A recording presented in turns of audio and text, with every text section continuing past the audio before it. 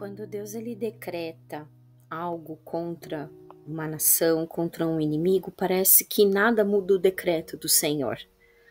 Mas não é bem assim que acontece, que a Bíblia nos mostra. Em Daniel 9, no versículo 3, ele fala assim: Eu dirigi o meu rosto ao Senhor Deus para buscar com oração, súplicas, com jejum e saco e cinza. Aqui ele entendeu, foi o momento em que Daniel entendeu que as desolações de Jerusalém de 70 anos já estavam para se cumprir. E ele foi buscar a Deus para poder ter do Senhor o direcionamento do que fazer, para sair desse decreto, dessa desolação, para poder reconstruir, recomeçar. E ele se colocou numa posição em que ele fala que buscou a Deus com oração, súplicas, com jejum, saco e cinza. Saco e cinza era algo que os hebreus, os judeus, enfim, o povo de Israel tinha por procedimento em algumas coisas que aconteciam com eles. Quando eles queriam demonstrar o luto, se vestiam de saco, pano de saco. E quando eles queriam demonstrar uma tristeza muito profunda, uma vergonha ou um arrependimento, além de se vestir com pano de saco, eles colocavam sobre a cabeça cinza também. Mardoqueu fez isso quando saiu o decreto do rei, dizendo que os judeus deveriam ser exterminados. Isso aconteceu com Davi, quando ele se colocou em luto pelo filho dele, que estava doente, estava para morrer, e muitos outros relatos na Bíblia. Mas tem um outro relato que me trouxe à memória, que foi o que aconteceu com Jonas. Na verdade, com o que aconteceu com Nínive. Porque Jonas, a gente conhece ele como o profeta fujão. Deus determinou que ele fosse até Nínive levar uma palavra de juízo para Nínive. Mas, como o próprio Jonas conhecia o coração de Deus, ele sabia que ele era misericordioso, que ele era tardio em irar-se e que, apesar de Deus estar mandando ele ir para Nínive para decretar uma palavra de juízo, algo poderia acontecer que mudasse o coração de Deus. E realmente aconteceu. Em Jonas 3:5, quando o povo de Nínive recebeu ali a notícia da destruição, a Bíblia fala assim: os homens de Nínive creram em Deus e proclamaram um jejum e vestiram-se de saco, desde o maior até o menor.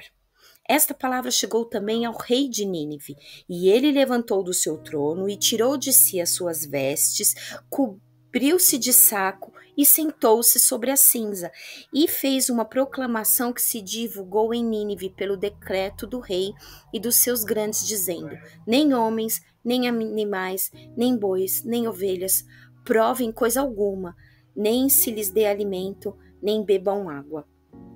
Mas os homens e os animais sejam cobertos de sacos e clamem fortemente a Deus e convertam-se cada um do seu mau caminho e da violência que há nas suas mãos. Nínive era conhecido como um povo impiedoso, um povo mau, violento, que agia de muita violência, de muita crueldade com os povos que eram conquistados. E o nível de maldade dos ninivitas chegou ao trono de Deus e o Senhor falou basta, e mandou Jonas lá e decretar a destruição. Mas houve um movimento dentro de Nínive de arrependimento, de um arrependimento verdadeiro, genuíno. Então eles tiraram, o próprio rei de Nínive tirou as vestes reais dele, se colocou numa posição de humilhação, numa posição de quebrantamento diante do Senhor, reconhecendo a palavra de juízo que havia sido liberada, mas sobretudo buscando em Deus, no próprio Deus, o retorno disso, a mudança dessa realidade, dessa destruição. E Deus foi movido por esta ação de quebrantamento e de arrependimento genuíno e verdadeiro do povo de Nínive. E a lição que a gente tira aqui é que um homem justo como Daniel, ele se colocou nessa posição e moveu os céus, trazendo uma palavra profética que está se cumprindo ainda nos dias de hoje, quanto mais uma nação inteira que se humilhar e orar e se vestir mesmo de uma posição de arrependimento profundo, sincero, genuíno, verdadeiro, reconhecendo os erros, reconhecendo os pecados, para que o Senhor mude a sorte do Brasil.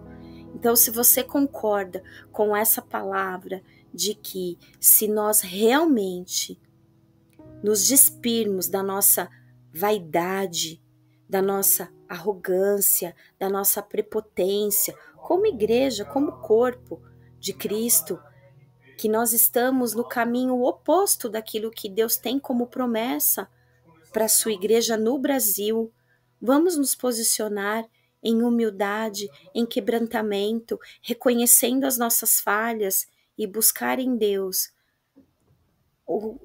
a destruição desse decreto, a mudança de sorte do Brasil e para nós entrarmos novamente no caminho, na direção profética que Deus tem para a sua igreja nesse tempo. Ore comigo então. Pai de amor, Deus querido, neste momento, Senhor, nós nos colocamos diante do teu altar, mais uma vez, Senhor, reconhecendo, Senhor, que nós pecamos contra ti, que a igreja do Brasil, Senhor, tem se colocado. Deus querido, Pai bendito, nós nos colocamos na tua presença, Senhor, neste dia, Pai, neste 9º dia de jejum, buscando de ti, Senhor, a solução, a mudança de sorte da nossa nação, para que o Senhor venha e mude os decretos, ó Deus, de maldição que tem sido colocado contra a nossa nação. Nós, como igreja, Senhor, nos colocamos diante de ti, Pai, com o nosso coração quebrantado e arrependido, pedindo perdão pelos nossos pecados, Senhor, pedindo perdão, Pai, por tudo aquilo que nós temos feito que não agrada ao teu coração, Senhor. Nós te pedimos, Pai, nós te pedimos, muda o decreto, muda a sorte do Brasil, Senhor.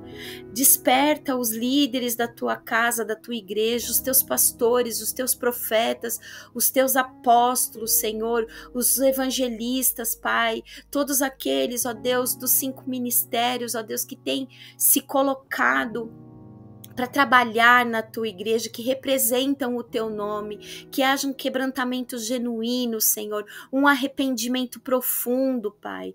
Vem, Senhor, vem e transforma-nos, ó Deus, que possamos sentir como tu sentes, que possamos ver como o Senhor vê, que possamos falar daquilo que está no coração do Pai, que nós sejamos um com o Senhor, como tu és, Jesus, um com o Pai, que possamos ouvir o teu Espírito, discernir, ó Deus, a verdade, não deixar que o mundo entre dentro da igreja, não deixar que as contaminações, ó Deus, deste século, da cultura mundana, Senhor, entre e transforme a tua igreja, a tua casa, transformando aquilo que é sagrado em profano, Senhor, trazendo, ó Deus, pecado para o altar, pecado, ó Deus, contaminando a tua noiva, Pai.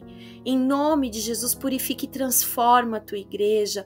Oh, Senhor, quebranta o coração de todos, Pai, que se chamam pelo teu nome, que o Senhor possa revelar os pecados ocultos, que o Senhor possa mostrar, Senhor, aquilo que realmente devemos nos posicionar para te agradar, para invocar o teu nome, para trazer o teu reino, Senhor, para sermos realmente reis e sacerdotes, vivendo a promessa daquilo que o Senhor tem para nós neste tempo, Pai.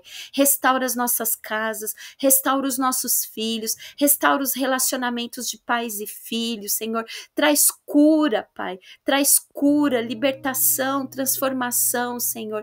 Que sejamos uma igreja forte, uma igreja redimida, uma igreja, Senhor, vestida hoje com panos de saco, para que num futuro próximo possamos ser adornados com um vestido, com vestes brancas, ó Deus, lavadas e remidas no sangue do Cordeiro, Pai.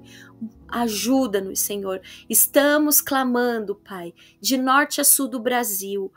Muitas pessoas, Senhor, orando e jejuando e clamando, Senhor, para que o Senhor intervenha com braço forte no Brasil, que o Senhor quebre a cerviz, a injustiça, Senhor, colocando em ordem o que está em desordem, trazendo à luz o que está em oculto, Senhor, e fazendo a justiça, a tua justiça prevalecer nessa terra, não a justiça dos homens, Senhor, mas a tua justiça, Pai, porque tu és a justiça e a base do teu trono, e é essa justiça que nós invocamos no Brasil no dia de hoje, Pai, para que o Senhor transforme a realidade, Senhor, do Brasil, na realidade dos céus, daquilo que é o destino profético desta nação para o tempo do fim. É o que nós te clamamos, em nome de Cristo Jesus. Amém e amém.